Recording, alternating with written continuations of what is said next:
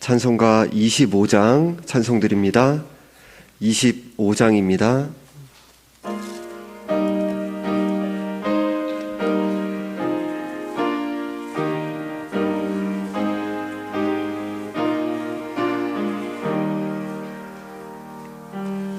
멸류관 벗어서 주 앞에 드리세. 저 천사 기쁜 노래가 온 땅에 퍼지네. 내 혼악 깨어서 주 찬송하여라. 온 백성 죄를 속하신 만왕의 왕일세. 멸류관 벗어서 주 앞에 드리세. 그 손과 몸의 상처가 영광 중 빛나네. 하늘의 천사도 그 영광 보고서 고난의 신비 알고자 느름모하도다.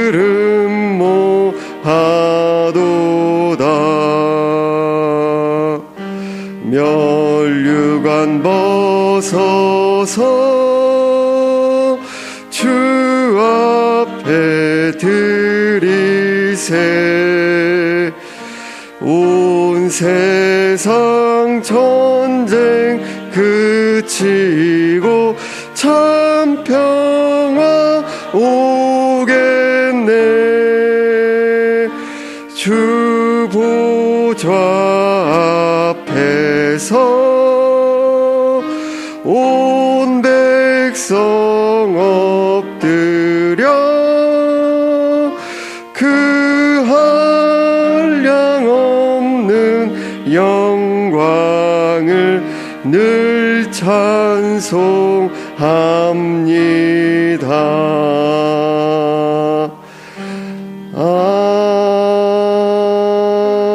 아멘. 우리 함께 사도신경으로 신앙 고백 드리겠습니다.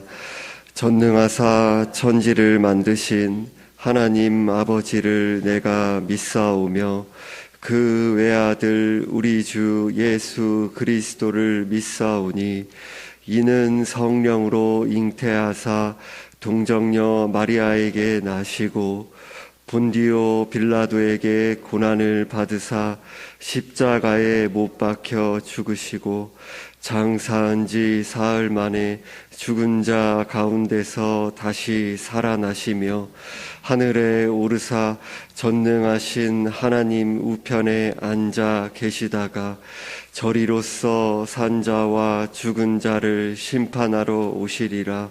성령을 믿사오며 거룩한 공예와 성도가 서로 교통하는 것과 죄를 사하여 주시는 것과 몸이 다시 사는 것과 영원히 사는 것을 믿사옵나이다. 아멘.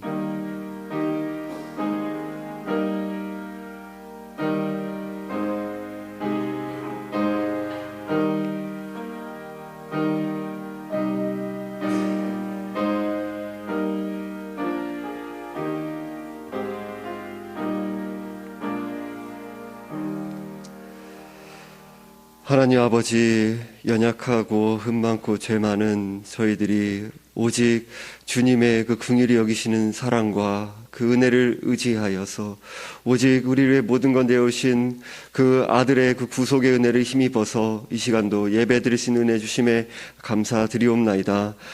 하나님 아버지, 이 시간 예배 드릴 때에 우리의 생각과 마음이 하나님을 향할 수 있도록 도와주시고, 우리의 온 마음과 우리의 모든 것을 주님께 올려드리는 마음으로 예배할 수 있도록 인도하여 주옵소서. 성령께서 이 시간을 친히 주장해 주시기를 원하오며 우리 주 예수 그리스도의 이름으로 기도드리옵나이다. 아멘. 찬송가 253장 찬송 드립니다.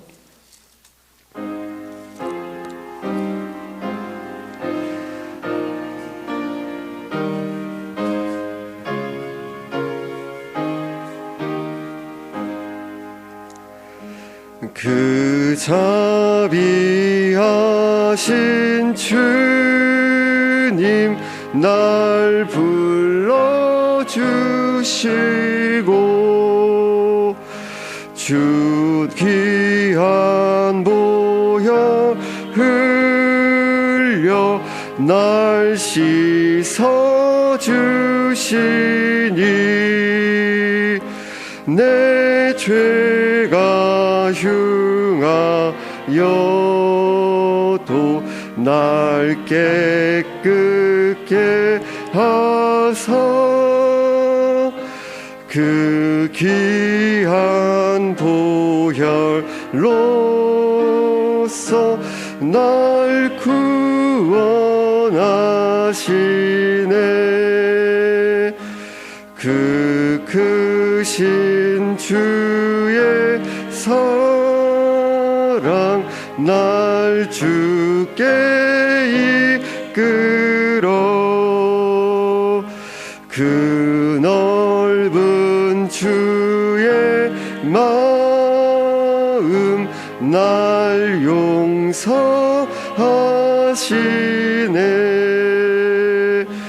그 크신 주의 은총 큰 기쁨 주시며 나 주의 영광 잔치 참여케 하시네. 주 성령 우리 마음을 주께로 이끄니 나 주의 은총 입고 주 찬양합니다. 주 성령 내게 오사 나 방황할 때에 늘 인도하여 주사 실족해 마소서. 주 넓은 가슴 안에 날 안아 주시고 내 마음 슬플 때도 날 위로하시네.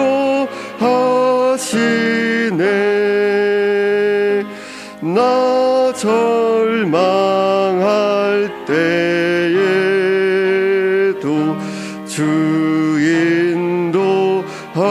인도하셔서 이 세상 끝날까지 늘 함께 하소서. 아멘. 교동문 12번 시편 19편 말씀을 함께 살펴보시겠습니다. 교동문 12번입니다.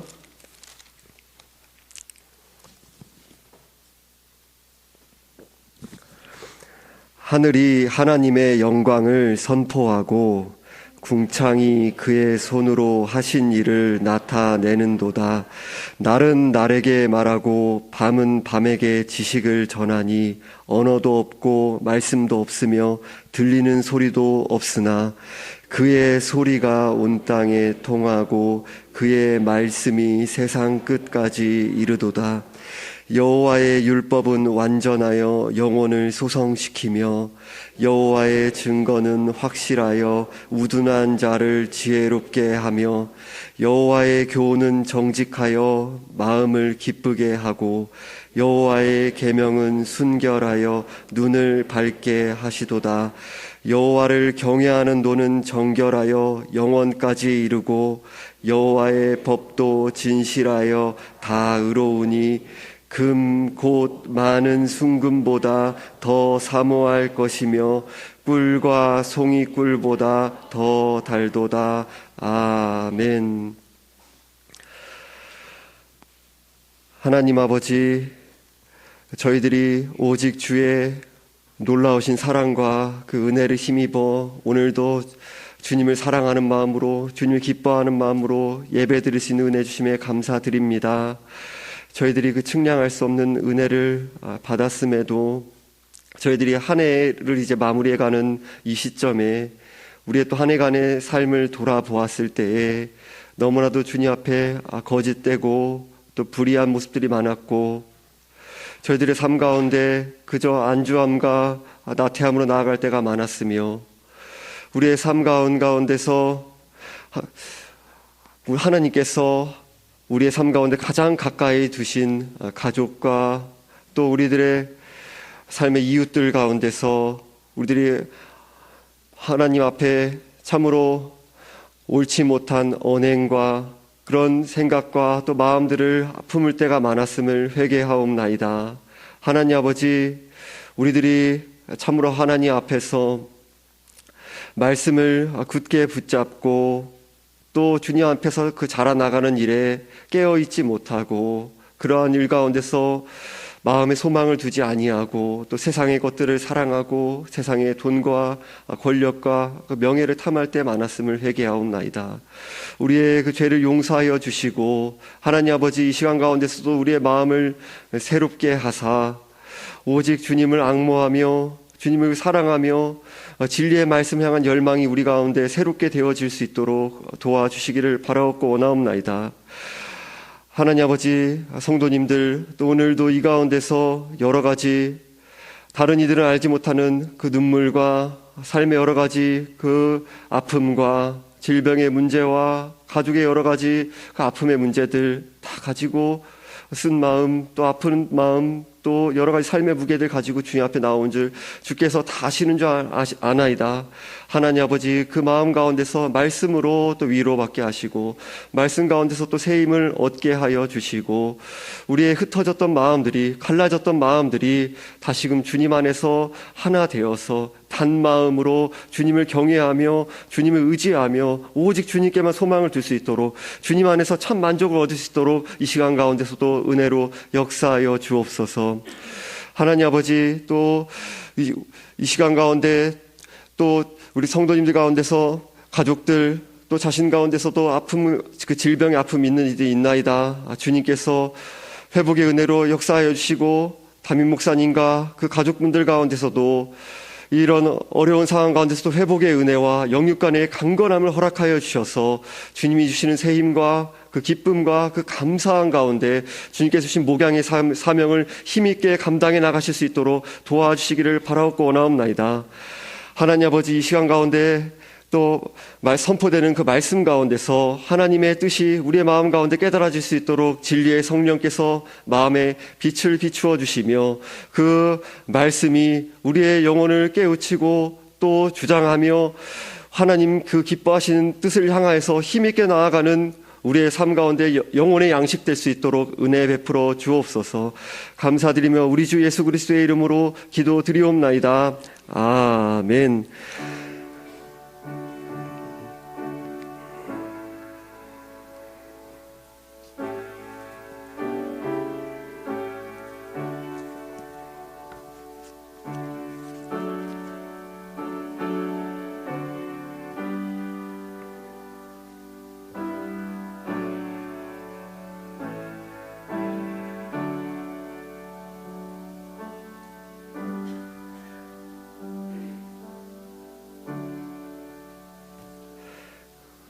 찬송가 313장 찬송 드리겠습니다.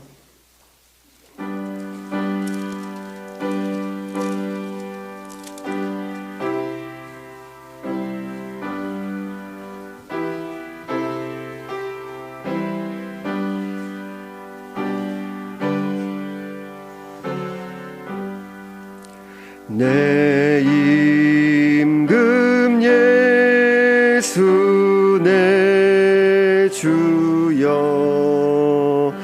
이 죄인이 주님 앞에 한없는 은혜 받고서 내 생명 모두 드리오니, 그 풍성하신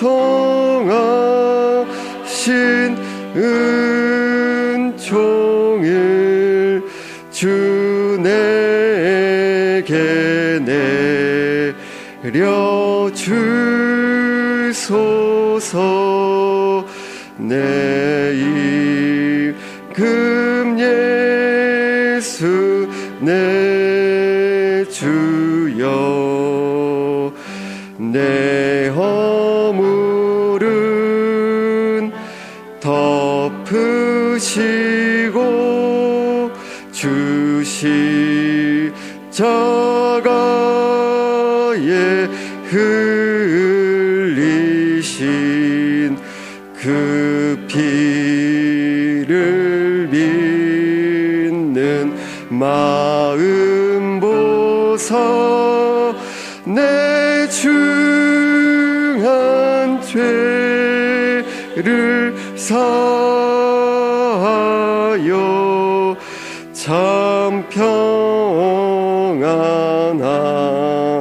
맘 주소서. 내 임금 예수 내 주여, 주 은혜에 감격하여 한없는 감사 찬송을 내 주님 앞에 드리오며, 내 마음과 정성 다하여 늘 기뻐하며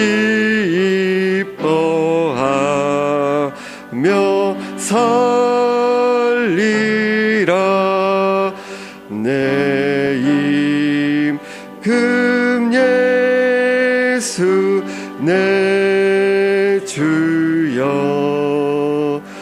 이 마음과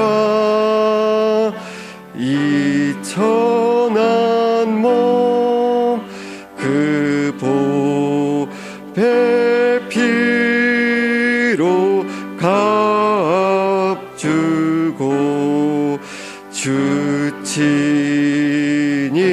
사신 것이오니, 나 이제 사나 죽으나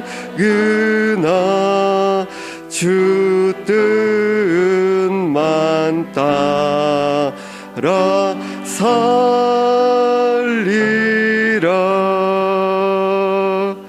아멘.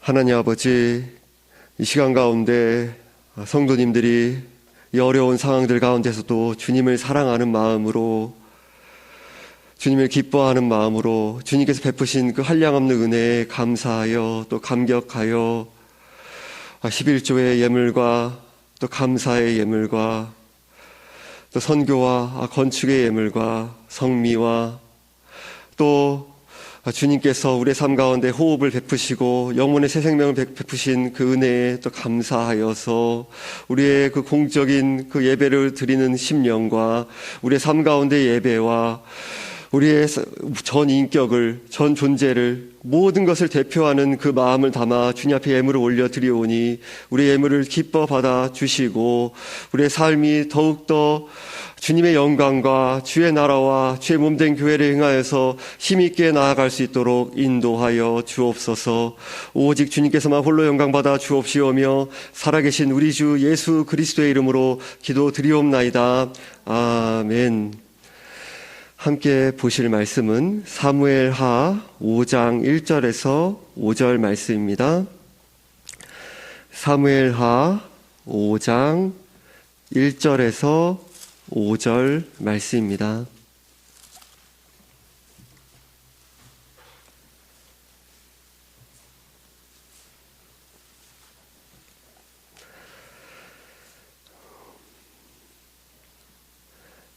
사무엘하 5장 1절에서 5절 말씀을 합독하시겠습니다. 이스라엘 모든 지파가 헤브론에 이르러 다윗에게 나와 이르되 보소서 우리는 왕의 한 고륙이니이다. 전에 곧 사울이 우리의 왕이 되었을 때에도 이스라엘을 거느려 출입하게 하신 분은 왕이시었고 여호와께서도 왕에게 말씀하시기를 내가 내 백성 이스라엘의 목자가 되며 내가 이스라엘의 주권자가 되리라 하셨나이다 하니라. 이에 이스라엘 모든 장로가 헤브론에 이르러 왕에게 나아오매 다윗 왕이 헤브론에서 여호와 앞에 그들과 언약을 맺음에 그들이 다윗에게 기름을 부어 이스라엘 왕으로 삼으니라.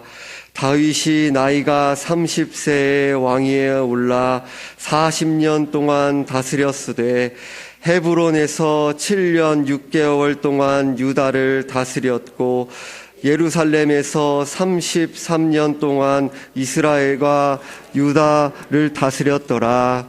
아멘. 우리는 오늘 본문에서 다윗이 이스라엘 모든 지파의 왕으로 세워지는 모습을 보게 됩니다. 오늘 본문인 사무엘하 5장의 위치는 다윗 왕권의 확립 과정을 보여주는 문맥에 있습니다. 그 중에서 사울 왕국이 몰락해가는 과정과 다윗이 새로운 지도자로 등장하는 모습을 통해 하나님이 원하시는 왕의 통치란 무엇인지를 알려주고 있습니다. 즉 이스라엘이 세워져야 할 왕국인 하나님 나라란 어떤 성격의 나라이며 하나님이 원하시는 왕의 모습이란 무엇인지를 보여주고 있습니다. 사울이 죽은 후 북쪽 지파들은 사울의 아들 이스보셋을 왕으로 삼고 세력을 유지하고 있었습니다. 오직 남쪽 유다 지파만이 다윗을 지지해 다윗을 왕으로 삼았습니다. 북쪽의 모든 지파가 다윗과 적대적인 입장에 선 것입니다. 다윗이 유다의 왕으로 있는 동안 남북의 갈등은 사라지지 않았습니다. 얼마 전까지도 남북 지파의 갈등은 계속됐고 서로 격렬히 싸우며 죽이기도 했습니다.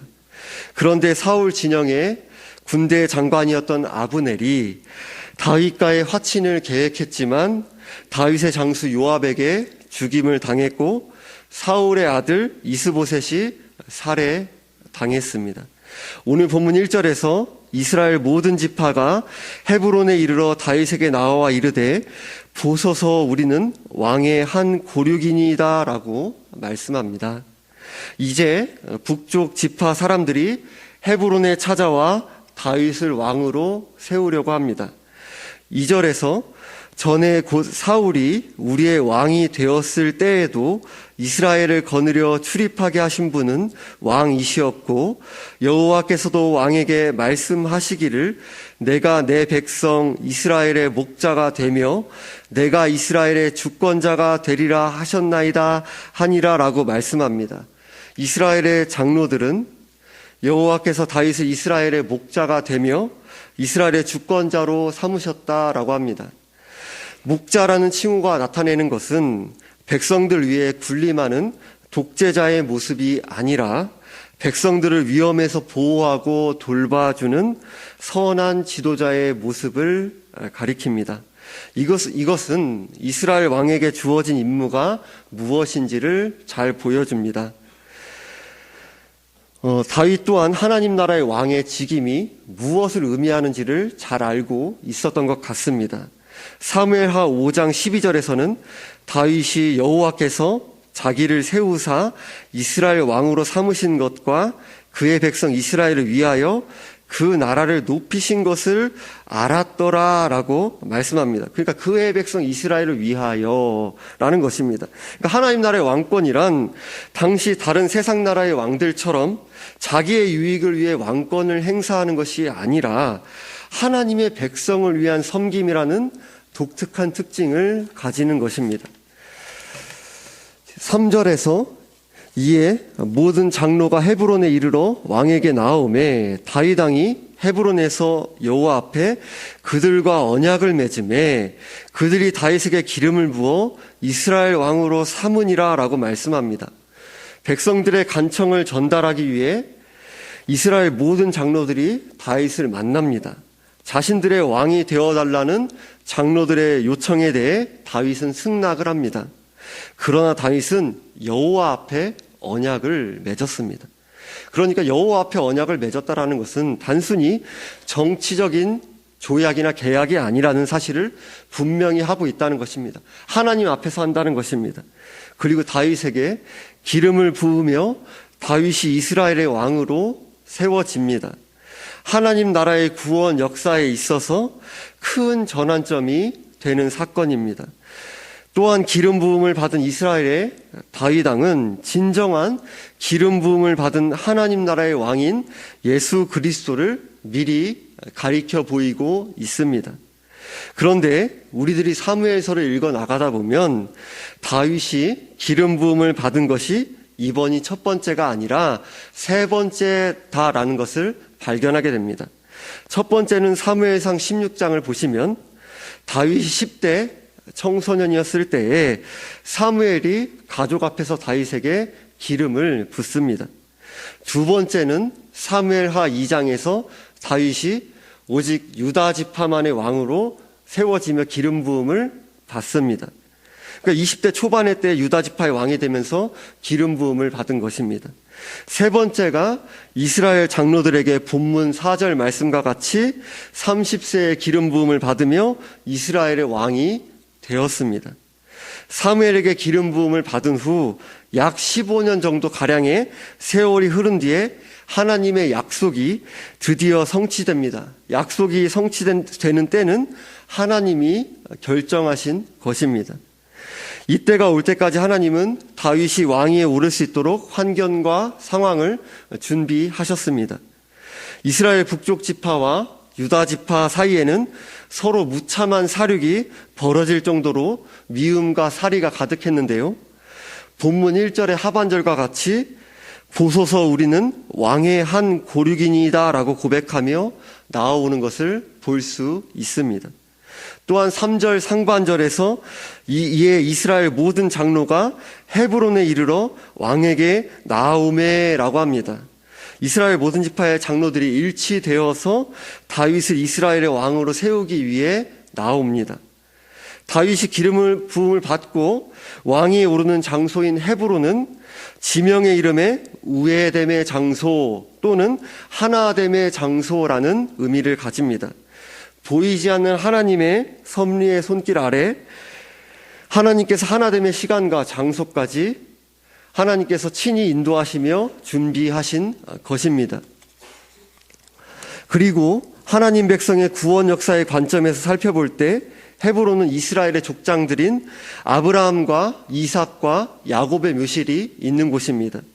바로 이곳에서 다윗이 이스라엘 왕으로 세워졌다라는 것은 다윗 왕국이 하나님께서 족장들에게 약속하신 언약의 성취라는 사실을 보여주고 있습니다.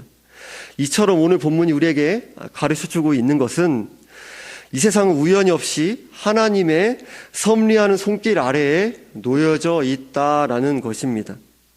불신자분들은 이 사실을 인정하지 않지만 우리 신자들은 하나님의 섭리가 세상에 존재한다라는 사실을 바라볼 수 있게 되었습니다. 우리는 하나님의 섭리를 인정하고 인내하는 법을 배워가야 합니다. 신자인 우리가 힘들고 어려운 시간을 통과하고 있을 때에도 이 세상에는 우연이 없고요.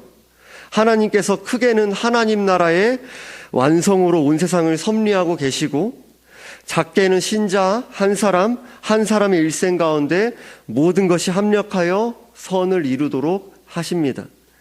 신자의 일생을 모든 기쁨과 슬픔의 모든 시간과 그 과정을 통해서 예수님을 닮은 거룩한 성품으로 빚어가시고요, 구원의 완성까지 인도하십니다. 우리가 인생의 어두운 시간을 걸어갈 때에도 하나님은 우리와 동행하시며 하나님의 뜻을 이루어가고 계십니다. 하나님 우리의 인간적인 행복이 아닌 우리를 거룩한 성품으로 빚어가시기를 원하십니다. 그런데 우리는 구원을 받은 이후에도 죄의 오염이 남아 있어서 모든 일이 술술 풀릴 때는 하나님을 잘 찾으려 하지 않습니다.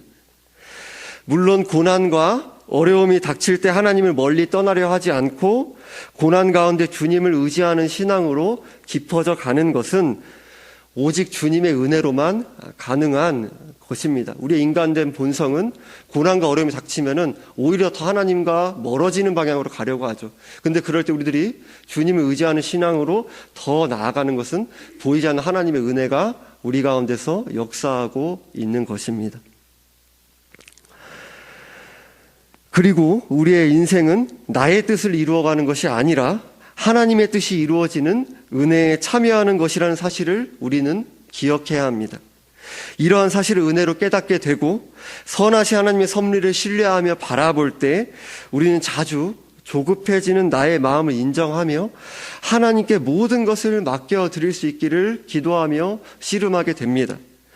또한 하나님의 뜻과 나의 인간적인 죄의 욕심이 섞여 있어서 구원의 은혜에 감사하지 못하고 하나님을 대신해 세상에 우리를 만족시켜 줄 것 같은 것들을 소원하며 다른 사람들과 비교하고 시기하며 질투하고 교만함과 열등감에 빠져 보내기도 하고 분노하기도 하며 세상을 원망하기도 하며 스스로 지치기도 합니다. 오직 우리는 구원자가 되시는 예수 그리스도 안에서 많이 참된 만족과 위로가 있다는 사실을 은혜로 받아들여지게 될 때, 다시금 말씀을 통해 확인하게 될 때, 그것이 우리 심령 가운데 이루어지게 될 때 마음의 평안을 회복하게 됩니다. 조급하게 내 뜻을 관철하며 돈과 권력과 명예와 같은 것들을 누리는 것에 소망을 두는 나의 마음의 죄성에서 회개하며 하나님의 뜻이 이루어져가는 섭리에 내 인생이 놓여져 있다는 사실을 기억해야 합니다. 하나님의 뜻은 예수 더하기 무엇이 아닙니다.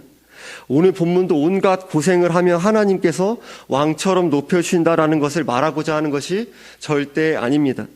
예수 그리스도를 미리 가리키는 다윗의 일생을 통해 크게는 하나님 나라와 하나님의 나라의 왕이란 무엇인지를 가르쳐 주시며 그리스도와 하나 된 신자의 일생은 어떠한지를 가르쳐 주고 있는 것입니다.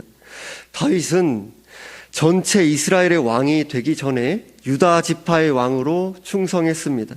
한 지파, 유다 지파만의 왕이었지만 충성스럽게 5절 말씀과 같이 7년 6개월 동안 유다를 다스렸습니다. 그리고 예루살렘에서 33년 동안 충성스럽게 온 이스라엘과 유다를 다스렸습니다. 다윗의 마음속에는 사람들이 다윗을 가리켜 왕이라고 하더라도 이스라엘의 진정한 왕은 하나님이시고 자신은 오직 여호와의 종일 뿐이며 하나님께서 임명하셔서 하나님의 말씀에 따라 충성스럽게 순종하기를 힘쓰며 하나님의 통치를 대리하며 하나님의 은혜에 감사할 뿐이라고 생각했기 때문입니다. 그러니까 자신은 아무것도 아닌 것입니다. 다윗에게 성령께서 은혜를 베푸셔서 이렇게 생각하며 충성스럽게 순종해 갈 수 있도록 이끌어 주신 것입니다. 이스라엘 백성의 참된 왕은 여호와이시며 이스라엘 왕은 세상에서는 왕이라고 불리지만 여호와의 종이라는 사상은 하나님 나라의 왕권의 독특한 특징입니다. 다윗뿐만 아니라 다윗 왕국의 모든 왕이 당연히 가져야 할 생각입니다. 다윗이 가리켜 보이는 진정한 하나님 나라의 왕이신 예수 그리스도께서도 하나님의 아들이시면서도 이 땅 가운데 택한 백성들을 구원하기 위해 하나님 아버지의 뜻에 따라 인간으로 태어나시고 죄인들에 의해 온갖 고난을 받으시면서도 하나님 아버지의 뜻에 충성스럽게 자원하여 순종하셨습니다. 그러다가 십자가에 못 박혀 죽으시기까지 순종하셨습니다. 다윗은 이스라엘 모든 지파의 왕이 되기 전에도 하나님의 주권 아래 두신 평범한 일상생활의 삶의 자리에서 충성스럽게 살아가기를 힘쓰던 사람이었습니다. 사무엘상 16장에서 사무엘이 베들레헴 이새의 집에 하나님의 예비하신 왕을 찾아가기 위해 나아가 누가 하나님께서 왕으로 세울 자인지를 살펴보며 다윗의 형들을 한 명 한 명 살펴보는 모습을 보게 됩니다. 다윗의 형들이 왕 심사를 받을 때에 들판에서 다윗은 혼자 양을 지키고 있었습니다. 아무도 다윗을 주목하지 않는 평범하고 일상적인 모습에서 충성스럽게 양을 치는 자신의 일에 집중합니다. 하나님은 사무엘에게 다윗을 불러 다윗이 왕이 될 것이라는 표시로 기름을 붓게 하셨습니다. 다윗은 얼마 후에 사울의 왕궁에 들어가게 됩니다. 다윗은 그곳에서도 자신의 일을 충성스럽게 섬깁니다. 사울의 무기 드는 자로, 그리고 사울의 병을 치료하기 위해 연주하는 자로 일했습니다. 그리고 골리앗 전투를 겪고 결국에는 사울의 군대 장관이 되어 주님을 의지하며 전투마다 승리를 거두어 나갑니다. 그런데 충성스럽게 맡겨진 일을 섬겨나간 다윗을 사울이 미워하며 죽이려고 합니다. 악한 사울의 핍박 중에도 다윗은 끝까지 충성하며 자신에게 맡겨진 일을 감당합니다. 사울이 목숨까지 위협하는 상황 속에서도 결국 다윗은 피난 생활을 시작합니다. 이때도 다윗은 기름 부음을 받은 사울을 해하지 않으면서도 끝까지 신하로 해야 할 바를 지켜 나갑니다. 자신의 목숨을 위협하는 사울을 2번이나 죽일 수 있는 기회가 있었음에도 신하들조차 다윗의 마음과 태도를 이해하지 못하지만 다윗은 하나님을 경외하며 하나님께 모든 것을 맡겨 드립니다. 사울이 죽은 후에 다윗은 유다 지파의 왕이 됩니다. 한 지파의 왕이더라도 다윗은 충성스럽게 유다를 다스립니다. 하나님의 섭리 가운데 이스라엘 전체를 통치하도록 하시니 순종하여 33년 동안 나라를 충성스럽게 다스렸습니다. 성도님들께서는 하나님께서 다윗의 중심을 가리켜 하시는 말씀, 개역 한글 번역에서 내 마음에 합한 사람이라는 그 표현을 기억하실 것입니다. 다윗의 일생에 치명적인 밧세바를 범한 사건과 인구조사 사건과 같은 죄악들이 있었지만 이스라엘의 왕이 진정한 하나님 나라의 이스라엘의 진정한 왕이 하나님이시며 자신은 하나님의 종에 불과하다라는 사실을 잊지 않고 은혜로 겸손히 하나님을 의지하여 충성스럽게 섬기기에 힘쓴 다윗의 중심을 가리켜 하나님께서 하신 말씀입니다. 여러분, 최고의 자리에 오르는 것을 꿈꾸며 그것에 소망을 두며 나아가는 것은 신자에게 어울리지 않는 삶의 태도입니다. 하나님의 섭리 가운데 나를 어떤 자리에 두시든지 주님을 의지하며 미약하고 부족한 부분이 있더라도 충성스럽게 섬기기에 힘쓰는 것입니다. 신학교 수업 시간에 교수님께서 한국 사회의 안타까운 시대 정신에 대해 다들 마법사를 꿈꾼다라는 이야기를 하셨습니다. 그것이 무슨 뜻이냐면 한국 사회에 만연한 한탕주의를 가리키는 것입니다. 로또나 부동산 투기로 한 번에 내 인생에 대박이 나서 마치 마법처럼 세상적인 기준으로 신분 상승을 꿈꾸며 살아가는 속마음을 가지고 살아간다는 것입니다. 그것은 신자에게 어울리는 삶의 태도가 아닙니다. 인생의 진정으로 하나님의 섭리 가운데 내 인생이 놓여져 있다라는 사실을 깊이 인정한다는 것은 하나님이 다스리시고 인도하시고 모든 것이 정해졌다고 하니까 대충 내 마음대로 살아도 되겠네라는 것을 의미하는 것도 아닙니다. 그것은 무책임한 태도이며 게으름이며 악한 방종입니다. 하나님을 경외하며 연약하고 부족함이 있지만 주님을 의지하며 각자의 은사와 분량에 맞게 주어진 자리에서 하나님을 충성스럽게 섬기기에 힘쓰는 중심을 하나님께서 보고 계십니다. 변덕스러운 사람의 인정과 찬사가 아닌 하나님 앞에서 섬기기에 그 은혜를 간구하며 힘쓰는 것입니다. 내 가정이 지금 들판처럼 외롭고 수고를 쏟아야 하는 곳입니까? 조용히 가정을 위해 기도하며 힘쓰시기 바랍니다. 나의 일터가 광야처럼 거칠고 힘겨운 곳입니까? 아무도 주목하지 않아도 하나님 앞에서 충성스럽게 자신의 일들을 섬겨 가시기 바랍니다. 각자가 생각하는 우리 교회의 연약한 부분 때문에 불평과 마음이 상하신 분이 계신가요? 혹시 하나님께서 그 부분을 보여주신 것은 내가 그 부분을 위해 기도하고 작은 섬김이더라도 다른 사람이 움직이기를 바라기보다 묵묵하게 내가 먼저 섬겨 나가기를 바라시는 것 아닐까요? 우리는 하나님의 섭리를 인정하며 우리에게 주어진 현실 속에서 하나님 나라의 한 시대 한 부분을 묵묵히 충성스럽게 섬겨 나가기를 하나님께서는 원하십니다. 우리는 그 은혜를 간구하면서 힘쓰는 것입니다.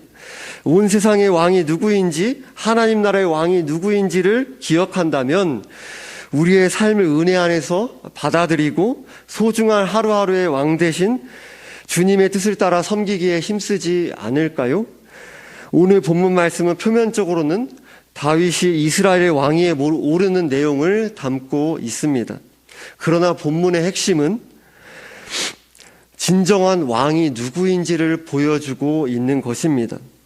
다윗이 왕이 된 것은 위대한 업적을 쌓았기 때문이 아닙니다. 이스라엘 백성들이 다윗이 왕으로 세워지기를 간절히 바란 것도 그 핵심적인 이유가 아닙니다. 단지 그것은 겉으로 보여지는 것일 뿐입니다. 근본적인 이유는 하나님의 말씀의 성취입니다. 하나님이 계획하시고 하나님이 선택하시고 하나님께서 직접 사무엘에게 전하신 약속을 이루신 것일 뿐입니다. 그것에 대해서 오늘 본문과 같은 내용을 다루고 있는 역대상 11장 3절 말씀에서는 이에 이스라엘의 모든 장로가 헤브론에 있는 왕에게로 나아가니 헤브론에서 다윗이 그들과 여호와 앞에 언약을 맺음에 그들이 다윗에게 기름을 부어 이스라엘의 왕으로 삼으니, 이것은 오늘 본문의 사무엘하 말씀과 같죠? 여기까지는 같습니다. 근데 뒤에 역대상 11장 3절에서는 추가적으로 말씀이 쓰여져 있습니다. 뒤에 이어 여호와께서 사무엘을 통하여 전하신 말씀대로 되었더라라고 말씀합니다. 그러니까 하나님 말씀의 성취라는 사실을 분명하게 가리키고 있는 것입니다. 이스라엘의 왕으로 다윗을 세우신 분은 하나님 나라의 왕이신 하나님이십니다. 우리가 그래서 왕이 된 다윗의 모습을 보여주는 상황 너머에는 모든 것을 주관하시는 하나님이 계십니다. 우리는 본문을 통해 진짜 왕은 하나님이시라는 사실을 깨닫습니다. 우리가 사무엘서를 읽으며 다윗의 생애를 보면 다윗의 생애는 하나님이 진정한 왕이시다라는 것을 보여주는 그 내용으로 꽉 차 있어요. 가득 담겨 있습니다. 오늘 본문 사무엘하 그 5장의 후반부는 블레셋과의 전쟁을 다루고 있습니다. 5장 19절 상반절에서 다윗이 여호와께 여쭈어 이르되 라고 합니다. 5장 23절 상반절에서 다윗이 여호와께 여쭈니 라고 합니다. 5장 25절 상반절에서 이에 다윗이 여호와의 명령대로 행하여 라고 말씀합니다. 진정한 왕은 하나님이시다라는 것을 인정하는 것입니다. 이것이 바로 하나님 나라의 왕으로 세워진, 진정한 왕은 하나님, 예수 그리스도, 성령님이시고 인간 왕은 그저 왕의 종일 뿐이다. 다윗 왕의 생애에 나타나는 특징, 전적으로 주님을 의지하기를 간구하면서 그저 주님의 뜻을 수용하며 받아들일 수 있는 은혜를 간구하고 미약하고 부족하더라도 힘써 순종하는 그 삶의 모습의 특징이 다윗의 삶 가운데 계속해서 묻어 나오는 것입니다. 아들 압살롬의 반역에서 다급히 피신할 때에 사울 왕의 지파인 베냐민 지파의 시므이가 돌을 던지고 먼지를 날리며 저주하자 다윗의 장수 아비새가 시므이를 죽이려고 합니다. 다윗은 사무엘하 16장 11절에서 또 다윗이 아비새와 모든 신하들에게 이르되 내 몸에서 난 아들도 내 생명을 해하려 하거든 하물며 이 베냐민 사람이랴 여호와께서 그에게 명령하신 것이니 그가 저주하게 버려두라 라고 합니다. 다윗은 하나님께서 시므이에게 명령하신 것이니 시므이를 죽이지 말고 저주하게 버려두라 라고 합니다. 마치 왕이 내린 벌을 달게 받는 신하처럼 그 자신이 그 밧세바를 범한 그 죄악 가운데서 하나님의 그 징계의 손길 가운데서 나타나는 그 압살롬의 그 반역 가운데서 또 시므이가 저주하는 그 이야기 가운데서 하나님께서 자신을 그 꾸짖는 그 음성을 듣고 있는 것입니다. 그렇게 하게 마치 벌을 달게 받는 신하의 모습으로 그 모욕적인 말을 받아들이고 있습니다. 오늘 본문에서 이스라엘 장로들이 찾아와 다윗에게 왕이 되어 달라고 간청할 때도 먼저 하나님 앞에 언약을 맺으며 자신의 왕권이 하나님의 허락으로 가능한 것을 분명히 합니다. 다윗은 자신이 왕이 된 이후에도 진짜 왕은 하나님이시며 바로 그것을 고백하는 찬송을 드립니다. 다윗의 찬송시라는 표제어가 붙은 시편 145편 1절에서 2절에서는 왕이신 나의 하나님이여 내가 주를 높이고 영원히 주의 이름을 송축하리이다. 내가 날마다 주를 송축하며 영원히 주의 이름을 송축하리이다 라고 고백합니다. 다윗은 베들레헴에서 양치기로 살아갈 때에도 이스라엘의 왕이 되었을 때에도 하나님이 자신의 왕이라는 사실을 잊지 않았습니다. 우리가 인생 가운데 하나님께서 상대적으로 낮은 위치에 우리 두시든지 높은 위치에 두시든지 우리가 절대 잊지 말아야 하는 것은 하나님이 우리의 왕이시다라는 것입니다. 왕이신 하나님이 우리의 인생 가운데 어떤 위치에 두시든지 왕이신 하나님의 주권을 인정하고 주님을 의지하며 부족하고 연약하더라도 충성스럽게 살아가기에 힘쓰시기 바랍니다. 하나님이 그러한 우리의 중심을 보고 계십니다. 우리가 낮은 위치, 높은 위치에 있는 것은 전혀 중요하지 않습니다. 하나님 나라의 관점에서 그것은 전혀 중요하지가 않아요. 많아야 100년 정도 사는 인생 가운데 결국 내면의 동기와 모든 삶이 예수 그리스도의 심판대 앞에 낱낱이 드러나며 하나님께 영광 돌리는 것과 상관없는 것들은 아무런 의미가 없다라는 사실이 밝히 드러나게 되고 모두 불타 없어져 버릴 것입니다. 진정 하나님 나라의 왕이신 예수 그리스도께서는 택한 백성들에게 예수 그리스도를 믿는 믿음을 은혜로 주시고 불러 모아 이 땅 위에 있는 하나님 나라인 교회를 세우셨습니다. 하나님 나라는 예수 그리스도께서 왕이 되셔서 말씀과 성령으로 세우시는, 다스리시는 나라입니다.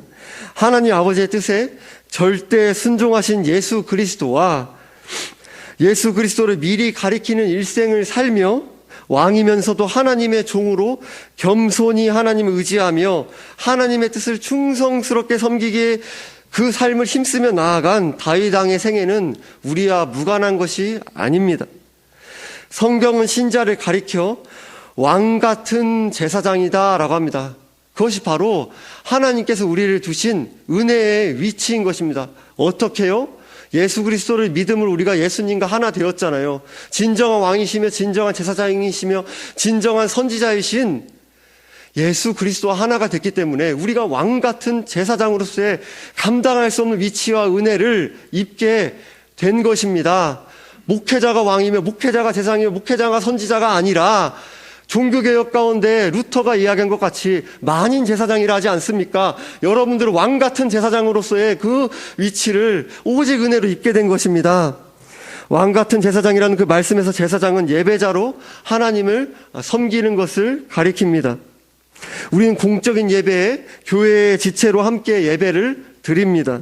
우리는 모였을 때만 예배를 드리고 모였을 때만 교회인 것이 아닙니다. 일상생활에서는 흩어져 있는 교회로 살아갑니다. 왜요? 교회는 건물이 아니라 예수 그리스도를 믿는 사람들의 모임을 교회라고 성경에서 정의하고 있지 않습니까?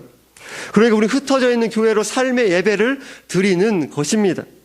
그런데 모였을 때, 흩어졌을 때 우리의 정체성을 가리켜 왕이라는 말씀은 다윗 왕의 생애에서 보게 되는 것처럼 하나님을 전적 의존하기를 간구하면서 하나님을 섬길 뿐만 아니라 하나님 왕권을 대리하여 드러내는 신본주의적인 하나님 중심적인 왕권을 가리키는 것입니다.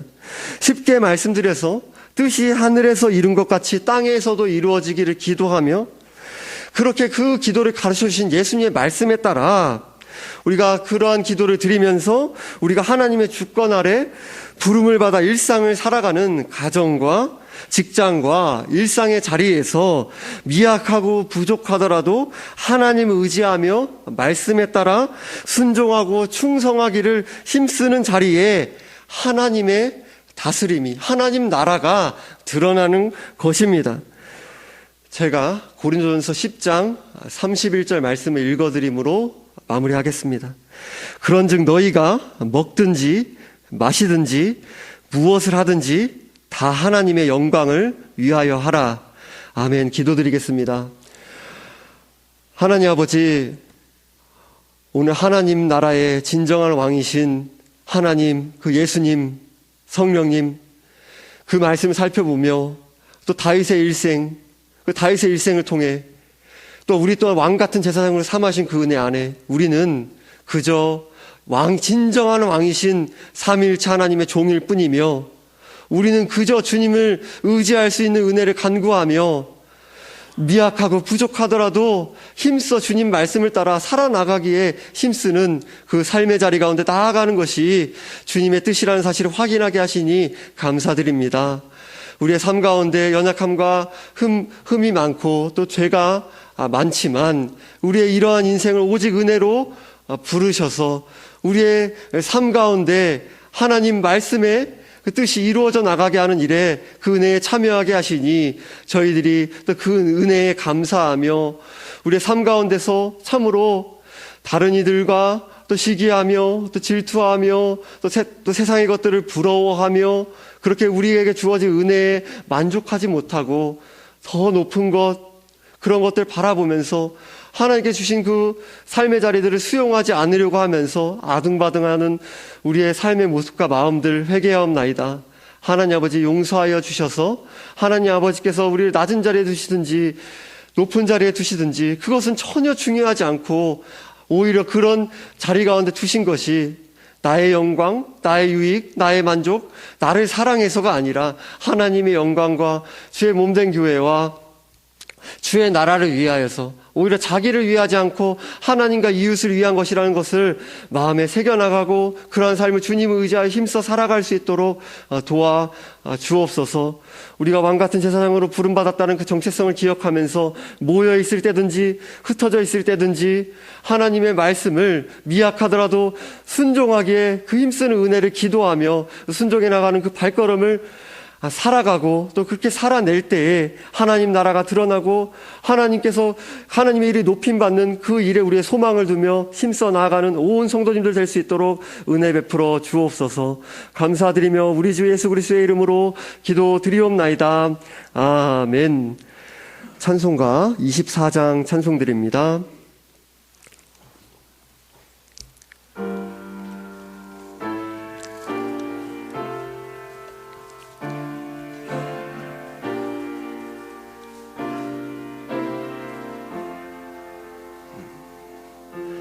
왕 되신 주 다 찬양하여라.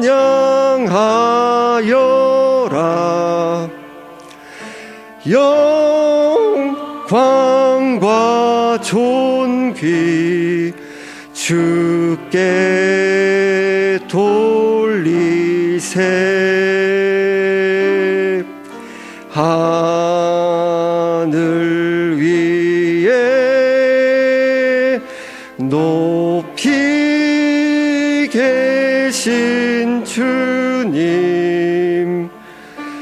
주님의 말씀 존귀하도다.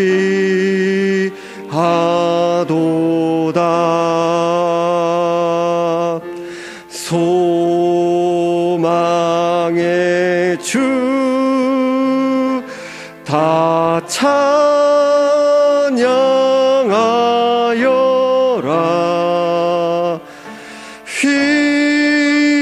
휘장을 걷고 보좌 오르사 우리 위해 중보 되신 주님 날마다 은혜 부어 주신다.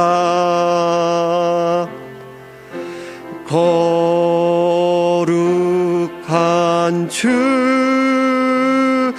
다 경배하여라.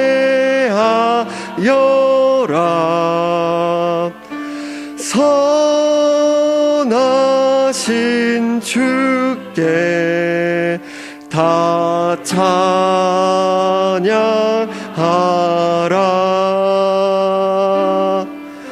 천사들도 다 경배하여라.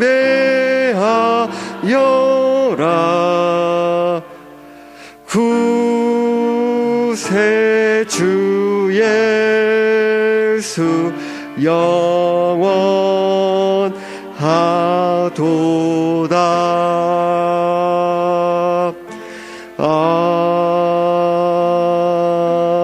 아멘.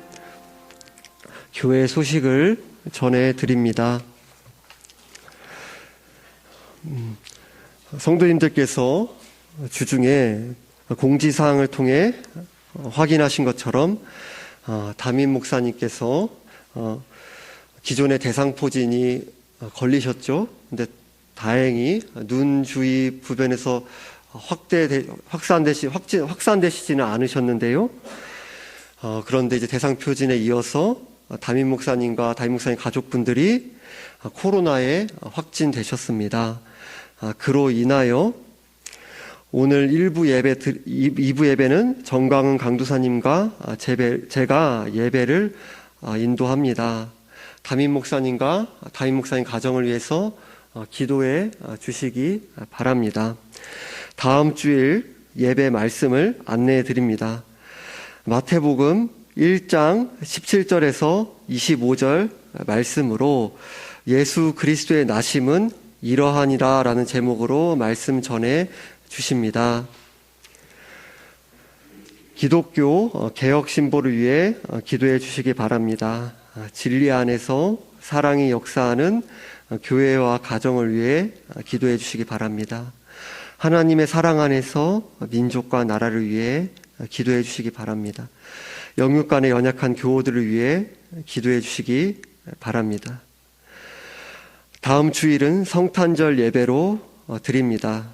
송구영신 예배 및 신년 감사 예배 안내입니다. 송구영신 예배는 12월 31일 토요일 밤 11시에 예배 드립니다. 신년 감사 예배는 1월 1일 주일 오전 11시 30분, 그러니까 이날은 1부 예배는 없고요, 2부 예배만 드립니다. 주중에 온 눈으로 인해서 주차장이 미끄러우니 주차장을 사용하실 경우 조심하여 주시기 바랍니다. 달력 준비되었습니다. 가시면서 받아가세요. 이번 주 묵상 구절을 함께 읽으신 후에 축도함으로 예배를 마무리하겠습니다. 잠언 28장 11절 말씀입니다. 함께 읽겠습니다. 부자는 자기를 지혜롭게 여기나 가난해도 명철한 자는 자기를 살펴 아느니라. 아멘. 주 예수 그리스도의 은혜와 하나님의 사랑과 성령의 교통하심이 하나님께서 우리를 어떤 자리에 두시든지 하나님께서 주신 자리에 하나님의 섭리하심이 있은 줄 알고 한 시대의 한 부분을 주님을 의지하며 주님을 사랑하며 주님께만 소망을 두며 오직 주님을 의지하여 힘써 순종하고 충성해 나가기를 소원하는 주의 백성 가운데 영원토록 함께 계시기를 주님의 이름으로 축원하옵나이다. 아멘.